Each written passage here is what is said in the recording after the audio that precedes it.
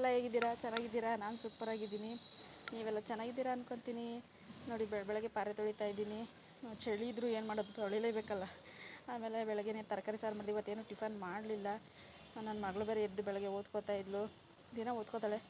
ಆಮೇಲೆ ನನ್ನ ಮಗಳು ಸ್ವಲ್ಪ ಕುಳ್ಳಿ ಇದ್ದಾಳಲ್ವಾ, ಅದಕ್ಕೇ ದಿನ ಸೈಕಲ್ ತುಣಿತಾಳೆ ಅವಳು. ನೋಡಿ ತುಣಿತಾ ಇದ್ದಾಳೆ, ತುಂಬ ಕುಳ್ಳಿ ಇದ್ದಾಳೆ ಫ್ರೆಂಡ್. ಅದಕ್ಕೇ ಸ್ವಲ್ಪ ಸೈಕಲ್ ತುಣಿಯಮ್ಮ ಹೈಟ್ ಆಗ್ತೀಯ ಅಂದ್ಬಿಟ್ಟು ಸೈಕಲ್ ತುಣಿಸ್ತಿದ್ದೆ. ಆಮೇಲೆ ಟೈಮ್ ಆಗಿತ್ತು, ಚಿತ್ರಾನ್ನ ಗೊಜ್ಜಿತ್ತು. ಅವಳಿಗೆ ಅನ್ನ ಸಾಂಬಾರು ಸ್ಕೂಲಿಗೆ ಹಾಕೋಕ್ಕಾಗಲ್ವಲ್ಲ ಅಂದ್ಬಿಟ್ಟು ಚಿತ್ರಾನ್ನ ಗೊಜ್ಜಿತ್ತು. ಅವಳಿಗೆ ಚಿತ್ರಾನ್ನ ಕಲಸಿ ಅವಳು ಬಾಕ್ಸ್ಗೆ ಹಾಕ್ಕೊಟ್ಟೆ.